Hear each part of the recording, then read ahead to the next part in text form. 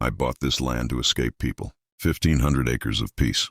No neighbors, no drama, just the quiet hum of wind brushing the fields, and a porch swing that creaked only when I let it. So when I got the letter, a cold, typewritten notice taped to my gate by a smiling woman in yoga pants, telling me the Homeowners Association had sold my property due to non-compliance with community standards. I laughed, until I realized they weren't joking. This wasn't a prank. The HOA, who I had never joined, never signed with, and never even heard of, claimed my ranch was now under their jurisdiction, and they'd sold it. All 1,500 acres, gone. Except here's the part they didn't expect. I'm not some clueless retiree with a birdhouse collection. I'm a real estate attorney, with a long memory, and land patents dating back to the 1800s. They thought they were playing Monopoly, but I know how to flip the board. Stick around, because before this story ends, I won't just get my land back. I'll legally own every house in their subdivision. Moved to New Mexico 5 years ago. After a messy divorce and a lifetime of litigation, all I wanted was solitude. So I found a patch of high desert, 1,537 acres, to be exact, with a view of the Sandias and a legal buffer zone so thick, you'd think I was running a doomsday cult. I wasn't, just planting pecans. For years, not a single issue, until the developers came. Turns out a fancy eco-subdivision called Whispering Pines Estates was going up half a mile from my property line. Solar roofs, crystal shops, and a self-appointed HOA with enough passive-aggressive signage to qualify as an art installation. I didn't care, until they started extending their hiking trails through my land, without asking. Then came the courtesy notices, letters claiming I had unsightly fencing, non-regulation signage, and even excessive livestock. Livestock, on a ranch. I called the number on the letter. That's when I met Karen with a K, real name, not even kidding. She said I was non-compliant with the Whispering Pines community aesthetic. I explained I wasn't in their community. She said, boundaries are fluid when we're building conscious neighborhoods. I laughed and hung up. Big mistake, because 2 months later, they filed something in the county record, a quiet title claim, followed by a transfer of parcel jurisdiction signed by someone pretending to be me.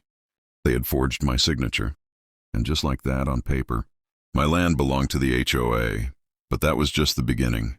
The first real sign something was off came when I found survey flags deep inside my pasture, bright pink with little tags reading Lot 88, Future Trailhead. I called the county.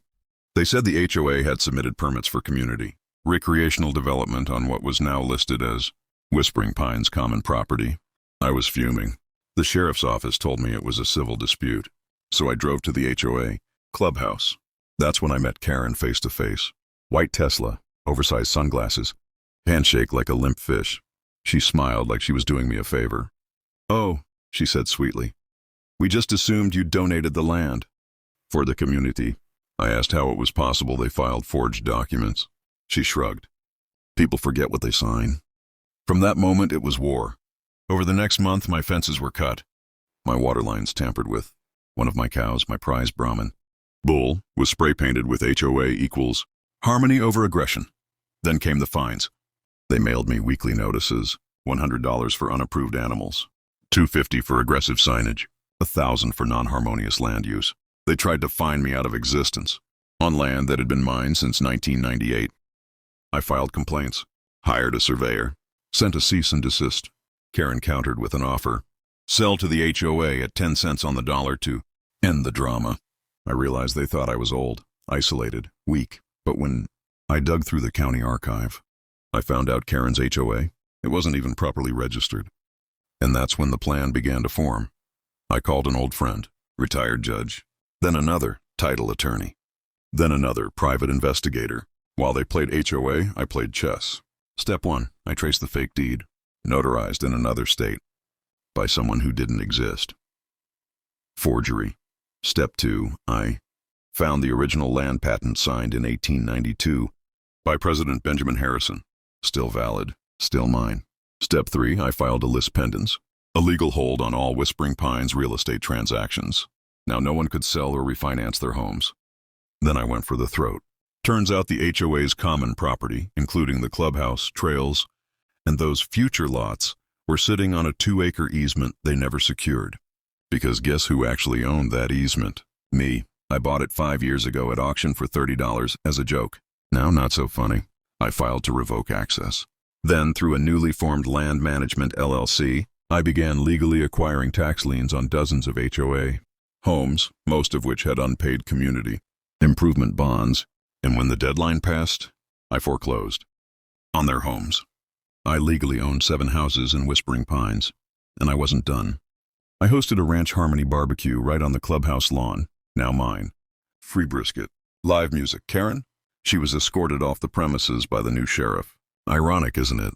They tried to zone me out of existence, so I rezoned them. The day Karen's house hit the auction block, I showed up early. Black coffee, cowboy hat, fold-out chair. Neighbors whispered. One guy asked if I was the land guy. I just nodded. Karen walked out, furious, holding a sign, "Stop the land grab." I smiled, because now she understood. The same system she abused. I just used it better. The auction lasted 2 hours. Her home sold for pennies.